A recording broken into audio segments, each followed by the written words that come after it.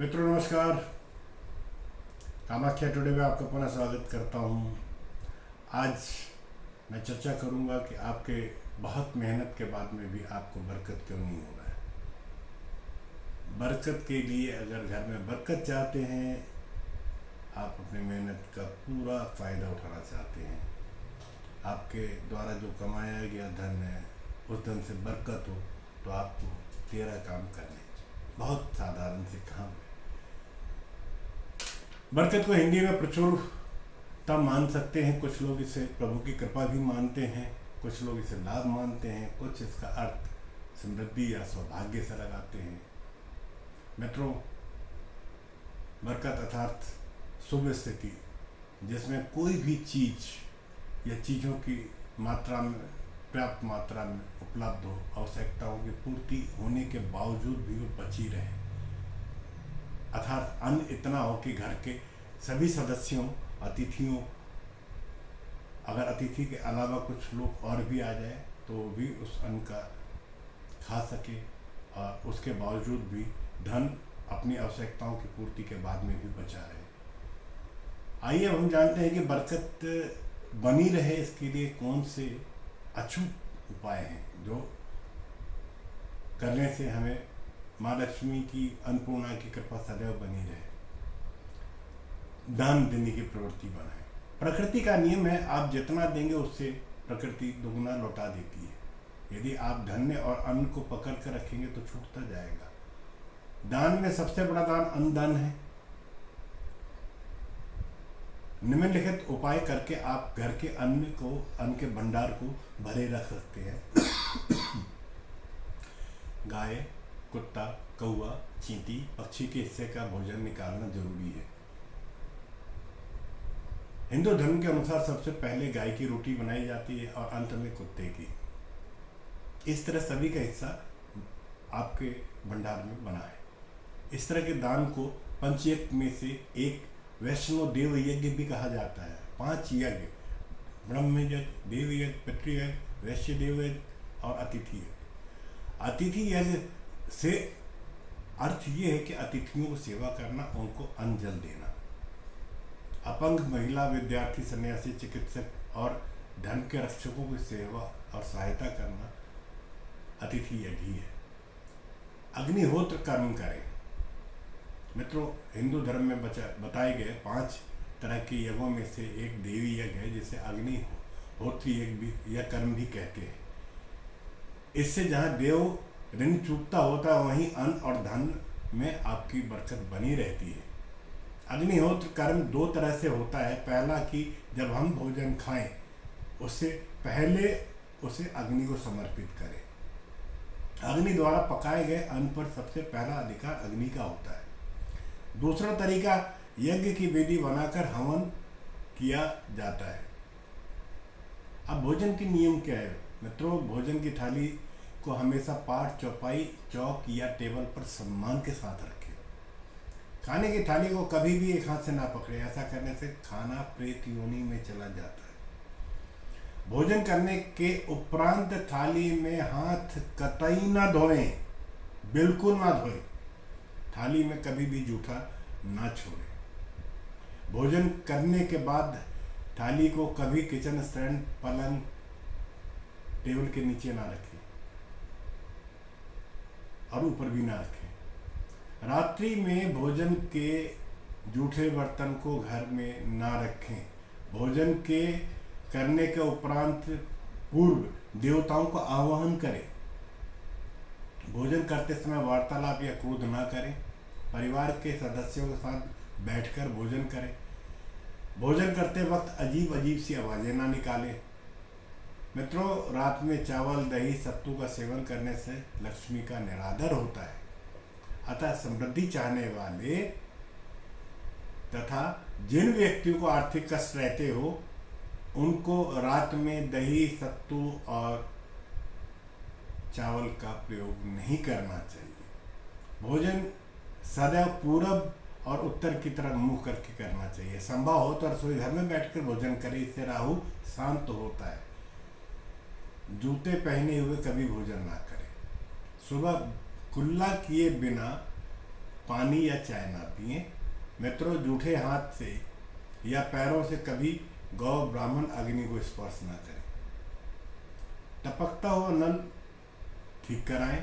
नल के से पानी का टपकना आर्थिक क्षति दर्शाता है, यह संकेत है। टपकते हुए नल को जल्द से जल्द ठीक कराएं। घर में किसी भी बर्तन में पानी रिस रहा हो उसको ठीक कराएं। छत पर रखी हुई टंकी से पानी बहता हो ठीक कराएं।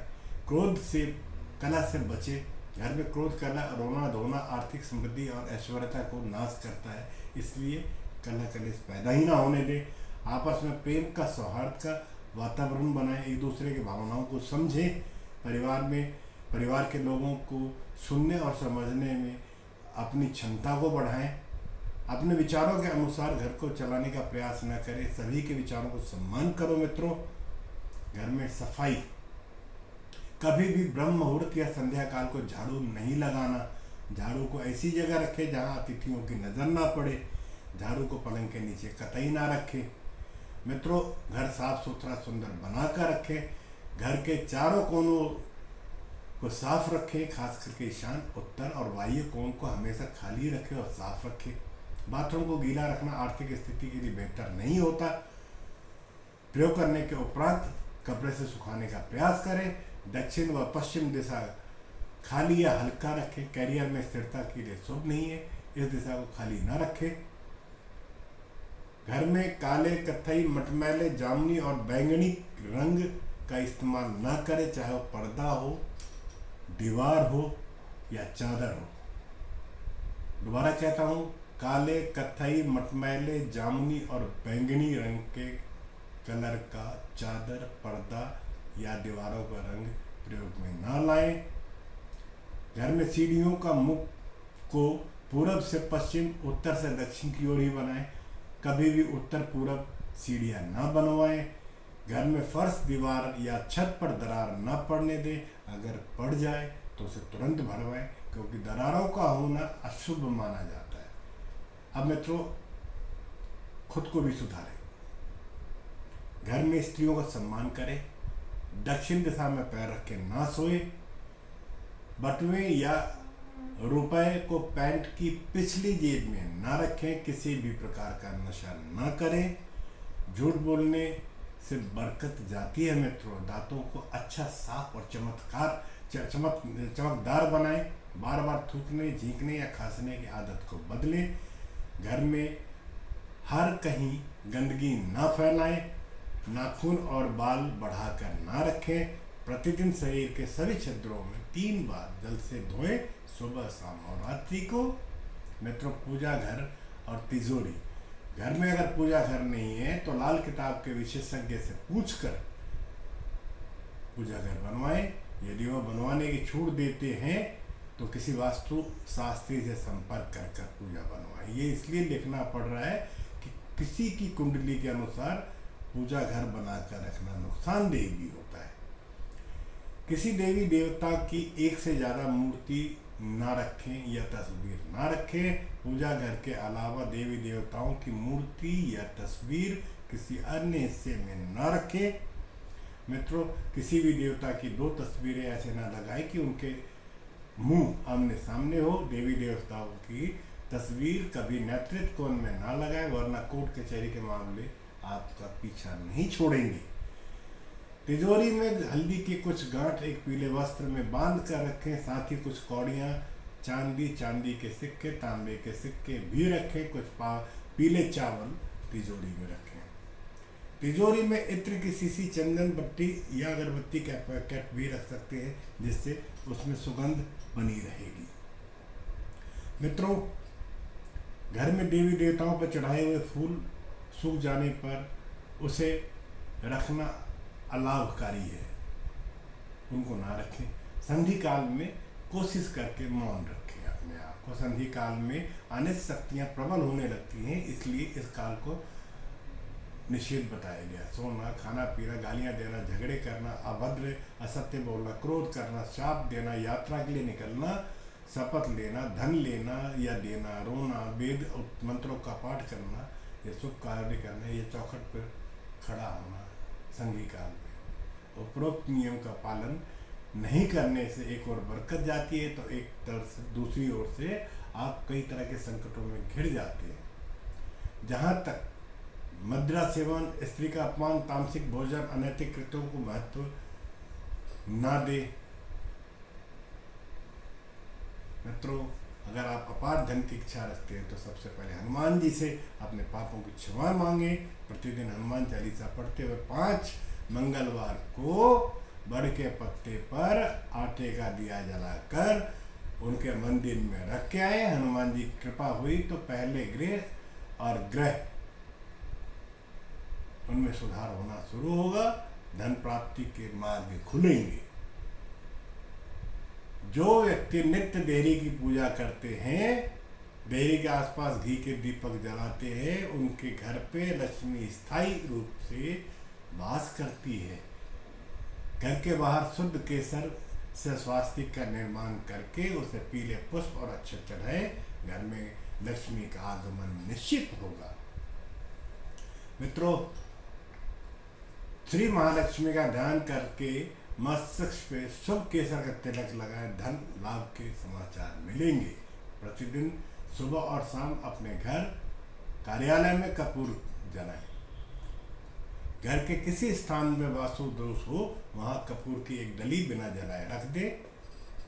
कपूर अति सुगंधित पदार्थ होता है, इसके दहन से वातावरण सुगंधित हो जाता है। कपूर जलाने से देव दोष व पितृदोष का भी शमन होता है। माँ, बेटी और पत्नी का सम्मान जरूरी है। पत्नी और बेटी लक्ष्मी के रूप में होती है, इन्हें भूल कर भी न दुत्कारे, न कोसे, न कोई अशुभ वचन कहे। माँ साक्षात्कार देवी पार्वती माना गया है। माँ को दुखी देने वाला, दुख प्राप्त कराने वाला कभी व्यक्ति में सुख को नहीं प्राप्त कर सकता। पत्नी और बेटी के दुखी रहने से आप कभी भी सुखी नहीं हो सकते। एक बार यदि पत्नी रोती हुई अपने माता पिता के घर चली गई तो याद रखिए, इस पापक्रम से आपके घर की लक्ष्मी और बरकत दोनों चलेगी। अब आप धन, वस्त्र, मान देकर पत्नी को मनाएं।